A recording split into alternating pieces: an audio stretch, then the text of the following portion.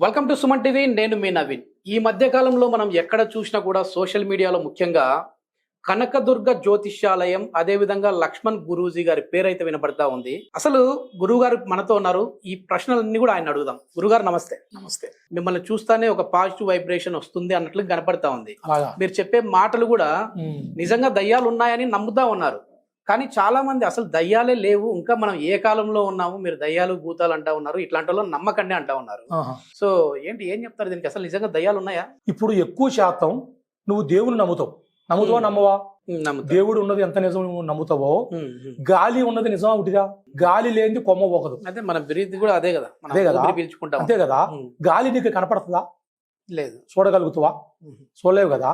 అదే దెయ్యం. కానీ దెయ్యం అనేది కూడా ఒక ఆత్మ. నాకు తెలిసినంత వరకు అసలు జ్యోతిష్యం అనేది ఈ జాతకము, ఈ జాతక చక్రము, మీకు జరిగేది జరగబోయేది అనేది కూడా నమ్మశక్యంగా లేదు. సో సరే, నాకే ఏమైనా మీరు చెప్తారా? నా గతం ఎట్లా ఉన్నది, ఇప్పుడు ఎట్లా ఉంది, ఫ్యూచర్ ఎట్లా ఉంటుంది అనేది చెప్తారా మీరు? నువ్వు నమ్మకం లేదంటున్నావు, కానీ నమ్మకంతోనే ప్రపంచం అంతా. నమ్మకం లేకపోతే ఏది చేయలేము.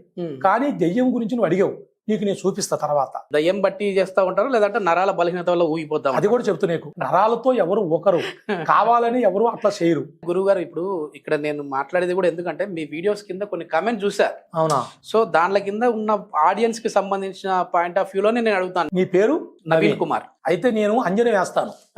అంజన వేస్తే నీ మీద నీకు ఏంటి సమస్య? ఈ కర్రలు మాత్రం బాగా పెట్టుకుని ఉంటారు మీ అన్ని వీడియోలలో. కర్రలు అంటే అది మేము పట్టుకోవచ్చా దాన్ని? పట్టుకోవచ్చు, ఏముందండి, ఎవరైనా పట్టుకోవచ్చు. పాతాళ భైరవ సినిమాలో ఎస్పీ రంగారావు పెట్టుకున్నట్టు. అవును, ఇట్లా పట్టుకొని మాట్లాడుతూ ఉంటారు కదా. అది మాకు గురువులు ఇచ్చిన, మాకు గురుదండకం అంటారు దాన్ని. గురుదండకం అంటే మేము మా తాతల కానించి మాకు ఒక అమ్మవారు ఒక ఈ గురుదండకం అనేది కూడా మాకు ఇస్తారు. ఎందుకంటే మాకు కొన్ని శక్తులు మాకు తెలియాలి కదా. వచ్చిన వాళ్ళ ఒంట్లో ఏదైనా చెడు గ్రహాలు ఉన్నా, గాలి ధూళి దెయ్య ప్రభావం అలాంటి ఏదైనా ఉన్నా కూడా దీన్ని బట్టి మనం దాన్ని బయటకు తీయవచ్చు. ఇప్పుడు ఇట్లా పెడతారు కదా, అట్లా పెట్టినప్పుడు ఏం తెలుస్తుంది? అట్లా పెట్టేప్పుడు వాళ్ళ ఒంట్లో ఏదున్నా ఆ చెడు ఉంటే ఆ దండకం ద్వారా మాకు తెలుస్తుంది. దాన్ని బట్టి మనం ఏం చేయాలి మేము చెప్తాం. అయితే ఇప్పుడు నీ గురించి అడిగావు కదా, ఇక అంజనం అంటే ఇది. అంజనం అంటే నల్లగా ఉంది, ఇది కాటిక అనుకుంటారు మీరు. కాటిక కాదు, దీన్ని తయారు చేసే విధానం వేరే ఉంటది. కొన్ని శక్తులతో తయారు చేస్తాం దీన్ని. ఇది అంజనం అంటే. అర్థమైందా? ఈ రకంగా ఉంటది. ఈ అంజనం అనేది కూడా మనం ఇలా తమలపాకు మీద పెట్టి ఇలా చేస్తాం దీన్ని. ఇలా చేసినప్పుడు కన్ను కొట్టకూడదు. కన్ను కొట్టుకోకుండా ఒక 10 నిమిషాలు దీనిసా చూడాలా. నీ సాయి చూసి దీనిసా చూడాలా, నీ సాయి చూసి దీనిసా చూడాలా.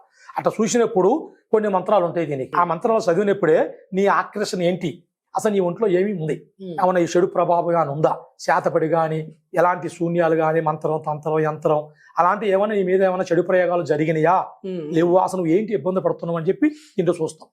నీ పేరేమన్నావు? నవీన్ కుమార్. నవీన్ కుమార్. అయితే నువ్వు చిన్న వయసు కా నుంచి చాలా వరకు కష్టపడుకుంటూ ముందుకు వచ్చావు. కానీ ఈ రోజు నుంచి ఈ రోజు వరకు నువ్వు ఇంకా అదే ఆలోచనలో ఉన్నావు. కానీ 10 మందికి మంచి చేయాలి, అందరూ బాగుండాలి, అందులో మనం ఉండాలి కదా అని ఒక కాన్సెప్ట్ నీలో ఉంది. కానీ నీ సొంత స్థానం కాకుండా ఇప్పుడు ఇక్కడికి వచ్చి చేరుకున్నావు. కానీ అందరూ చెప్పే మాటలే అంటావు నువ్వు. తెలుసు, నీ మాటలు చూస్తే నాకు అర్థమైతేనే ఉంది. అందరూ చూసి అంటావు, అందరూ చెప్పేవాళ్ళు మాటలు చెబుతున్నావు గురుగారు అంటావు. కానీ అందరూ చెప్పేది వేరు, నీకు చెప్పేది వేరు.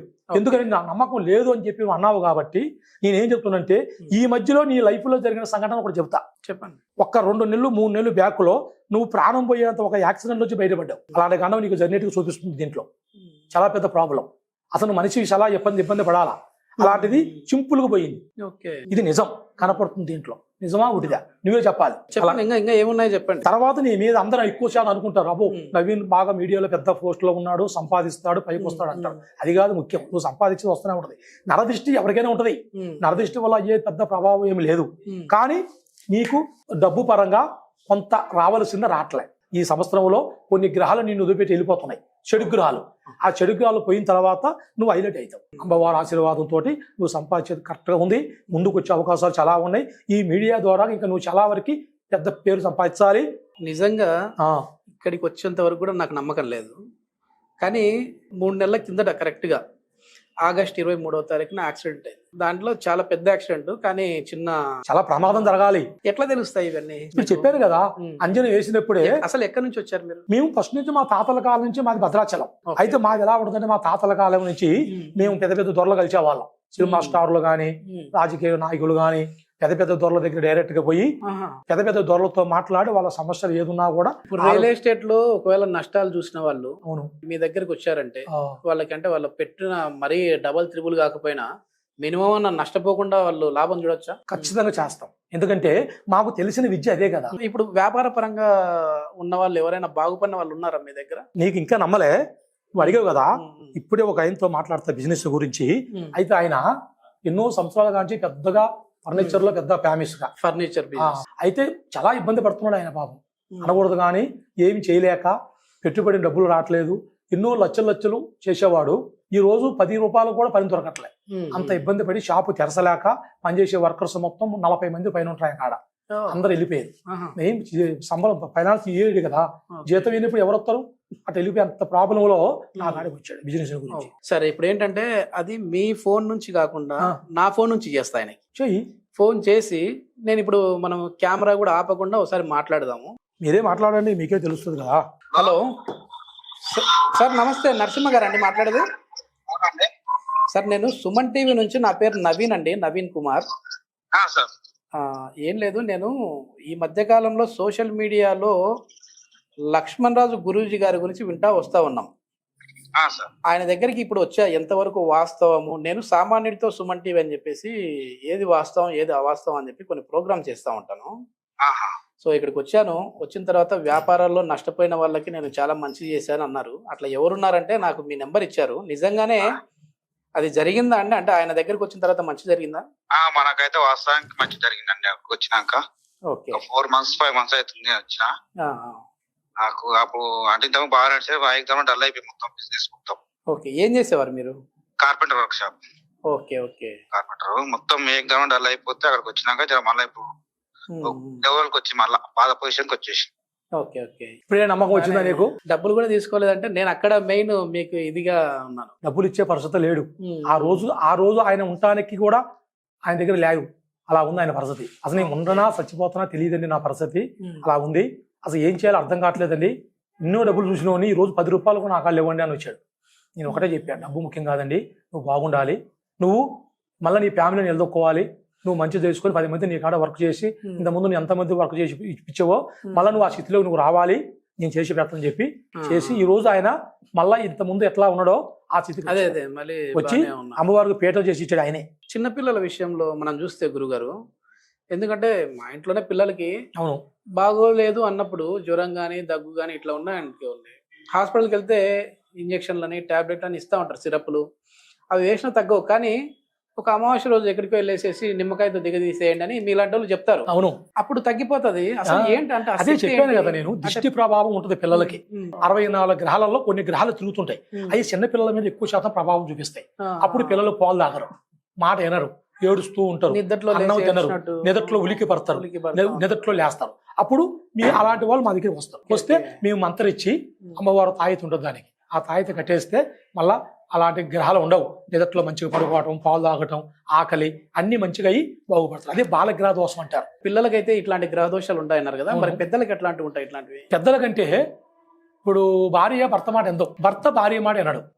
ఆఫీస్కి పోయి రాగానే మా ఆమె నా మాట వినట్లేదు స్వామి, నేను చెప్పిన మాట వినట్లేదు, కనీసం గౌరవం మర్యాద లేదు, ఏంటంటే గురువుగారు అని అడిగేవాళ్ళు ఎక్కువ. కొంతమంది భర్తలు స్వామి మేము ఇంత వర్క్ చేసినా ఎంత ఉన్నా కూడా మా ఆయన నన్ను సహించడు, ఏరే వాళ్ళతో తిరగటం, ఏరే వాళ్ళ మాట వినటం, నన్ను సరిగా చూసుకోకుండా, పిల్లల్ని చూసుకోకుండా మమ్మల్ని ఇబ్బంది పెడుతుంటండి అని చెప్పేవాళ్ళు కొంతమంది ఉంటారు. ఇప్పుడు చాలా మంది మామూలుగా సినిమా ఇండస్ట్రీ వాళ్ళు కూడా దేవుళ్ళని ఇట్లా జాతకాలని నమ్ముతా ఉంటారు. అవును. సో అట్లా ఎవరైనా సినీ ఇండస్ట్రీకి సంబంధించిన వాళ్ళు, సెలబ్రిటీలు వస్తూ ఉంటారు మీ దగ్గరికి? మా కాడికి వస్తారు పెద్ద పెద్ద స్టార్లు, సినిమా వాళ్ళు కానీ, రాజకీయ నాయకులు, ఎమ్మెల్యేలు, టికెట్ పోటీ చేసేవాళ్ళు, పెద్ద పెద్ద వాళ్ళు నేరుగా మా కాడికి వస్తారు. కానీ నేరుగా ఇక్కడికి రారు. కొంతమంది వస్తారు, కొంతమంది అందరు పబ్లిక్ ఉంటారు కదా, అందరు చూస్తే ఏం బాగుంటుంది గురువుగారు అని చెప్పి వాళ్ళ ఫియోని పంపించి మా ఇంటికి రాండి, మీరు కొంచెం మా ఇంట్లో ఏమైనా సమస్యలు ఉంటే చూడండి గురువుగారు, మా ఇంట్లో ఇట్లా ప్రాబ్లం జరుగుతుంది మాకని చెప్పి. ఎవరున్నారు, ఏమైనా పేర్లు చెప్తారా? పేర్లు అంటే ఇప్పుడు మనం ఒకళ్ళ పేరు చెప్పడం కరెక్ట్ కాదు అని ఆలోచన. ఎందుకంటే మన మీడియాకి వాళ్ళ పేరు చెప్పి వాళ్ళు మనం తక్కువ చేయటం అది బాగోదనిపిస్తుంది నాకు. తమిళనాడుకి సంబంధించి కూడా విన్నాను మీ పేరు కొన్ని తమిళ ఛానల్స్ లో కూడా. మాకు తమిళ కూడా వస్తుంది, తమిళ వస్తుంది. చెన్నైలో కూడా మాకు ఒక బ్రాంచ్ ఉంది, అప్పుడప్పుడు వెళ్తుంటా నేను. ఈ మేడారం జాతరకి సంబంధించి మన నిజంగా ప్రతి ఒక్కరిని కూడా ఆశ్చర్యానికి గురి చేసింది. ఏంటది? కొండ పైన చెట్లు వేర్లతో సహా ఎగిరిపోయాయి, కానీ ఆ ఊరికి మాత్రం ఏం జరగలేదు. ఏంటంటే ఏం శక్తులు ఉన్నాయి అక్కడ? మేడారంలో జరిగింది ఏంటంటే అది ఒక పెద్ద ప్రాబ్లం. అది నువ్వు అన్న సైంటిస్టులు ఎవరు కనిపెట్టినా కూడా కనిపెడదు. ఎందుకంటే ప్రతి ఒక్కరు ఏమంటున్నారు, ఊరికి ఏం కాలే. అవును. అది ఎందుకు జరిగిందంటే ఆ దైవశక్తి అక్కడ ఉండబట్టే ఆ దుష్టశక్తి లోనకి రాలే. అది చెడు ప్రభావంతో వచ్చిన గాలి, సుడిగాలి అంటారు దాన్ని. సుడిగాలి అంటే కొన్ని వేలు స్పీడు. అది ఊరి మీద పడితే మనుషులు కూడా ఆగరు, మనుషులు కానీ ఇండ్లు కానీ మొత్తం లేచిపోతాయి. కానీ ఆ దైవశక్తి ఉంటానా ఆ దేవుడు అనేది కూడా ఆ చెట్లతోనే పంపించేసింది. అది ఎందువల్ల జరుగుతుందంటే ఊరు పెద్దలు ఉంటారు కదా, ఆ ఊరు పెద్దలు ఆ ఊరు బయట బొడ్రాయి ఉంటది, ఆ బొడ్రాయి వేసి పూజ చేస్తారు. పూజ చేసినప్పుడు ఎలాంటి చెడులు మన ఊరుకు రావు. ప్రతి గ్రామంలో చూడండి మీరు, ఊరు బయట బొడ్రాయి ఉంటుంది, పొలిమిరి రాయి అంటారు దాన్ని. ఆ పొలిమిరి రాయి ఉన్నప్పుడే అక్కడ కొన్ని ఆటలు కానీ కొన్ని కోళ్ళు కానీ కోసి ఊరు మొత్తానికి ఎలాంటి గ్రహాలు ఊరి మీద రాకుండా ఊరు బాగుండాలని హోమం చేసి ఆ బొడ్రాయి పెడతారు. మంత్రశక్తి ఎట్లా సిద్ధిస్తుంది అది? అంటే మీకు కొన్ని మంత్రాలు ఉంటాయి కదా, ఉపదేశం లాగా తీసుకుంటారా మీరు? ఎన్ని ఉన్నా మంత్రాలంటే ప్రతిదానికి మనం దాని పైన చేయకూడదు. ఒక చెడు ప్రభావం ఉన్నప్పుడు మనం చేయాలి. యంత్రం, మంత్రం, తంత్రం ఈ 3 ఉన్నాయి. మనం ఎలా గాలిని ఉందని మనం ఎంత నమ్ముతున్నామో, గాలి ఎప్పుడు ఒక పక్కే ఉండదు. ఇవాళ ఇటు వస్తుంది, రేపు ఇటు వస్తుంది, రేపు ఇటు వస్తుంది, రేపు ఇటు వస్తుంది. ఆ గాలితోటే మనకి చెడు గ్రహాలు కొన్ని చేరుకుంటాయి.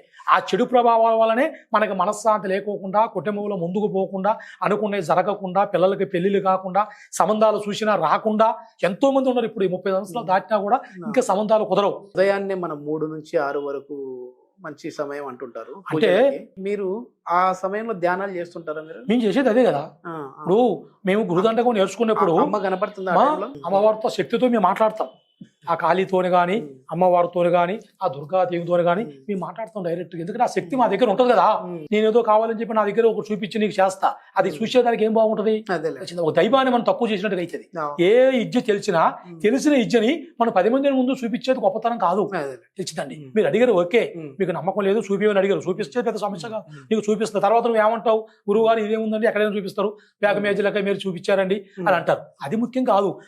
మన దగ్గర వచ్చిన వాళ్ళు బాగుండాలి, వాళ్ళు మంచి చేయాలి, వాళ్ళు 10 మందితో చెప్పుకోవాలి, అది ముఖ్యంగా. అని నువ్వేదో వచ్చావని చెప్పి ఇగో కుంకుమ తీసి, ఇగో కుంకుమ వచ్చింది, ఇగో నిమ్మ పండు వచ్చింది, ఇగో ఈ బీది వచ్చింది అని చూపించేది గొప్పతనం కాదు. అది తెలియందే ఇక్కడ లేవు, అన్ని తెలుసు. తెలిసినా కూడా ఏది చూపించాలి, పబ్లిక్ కి మీడియాకి ఏది చూపించాలో. ఓకే గురుగారు, ఇది మొత్తం మీద ఎందుకంటే సోషల్ మీడియాలో ఎక్కడ చూసినా లక్ష్మణ్ గురూజీ గారి పేరే వినపడతా ఉంది కాబట్టి వచ్చాను. సో ఇక్కడికి వచ్చిన తర్వాత నాకు ఒక క్లారిటీ వచ్చింది. సో మొత్తానికి మంచి కోసమే ఈ విద్య మీరు నేర్చుకున్నారు, అదేవిధంగా 10 మందికి ఉపయోగపడేటట్లు చేస్తామన్నారు. నా రియల్ లైఫ్ లో జరిగిన ఇన్సిడెంట్స్ ని కూడా కొంచెం నాకు చెప్పిన తర్వాత ఇంకా కొంచెం నమ్మకం వచ్చింది నాకు. థ్యాంక్ యూ గురుగారు. Thank you. సుమన్ టీవీ నుంచి మా దగ్గరికి వచ్చి ఇంటర్వ్యూ చేసినందుకు చాలా వరకు నమస్కారాలు, సంతోషం. ఆ దుర్గాదేవి ఆశీర్వాదం మీ టీం అందరికీ, మీ స్టూడియోకి, మీ ఛానల్కి ఉండాలి. మీరు అభివృద్ధి చెందాలి. ఇంకా ఎలాంటి ఐడియాలు, మంచి మంచి ఐడియాలు తీసి పబ్లిక్ అందరికి తెలియాలి, అందరూ బాగుండాలని మీరు వచ్చి ఇంకా చేయాలి, పెద్ద చేసి ఆ దుర్గాదేవి ఆశీర్వాదం మీ అందరికీ ఉండి, మీ టీవీకి, సుమన్ టీవీకి ఉండి ఇంకా గొప్పది కావాలి. Thank you sir. సంతోషం.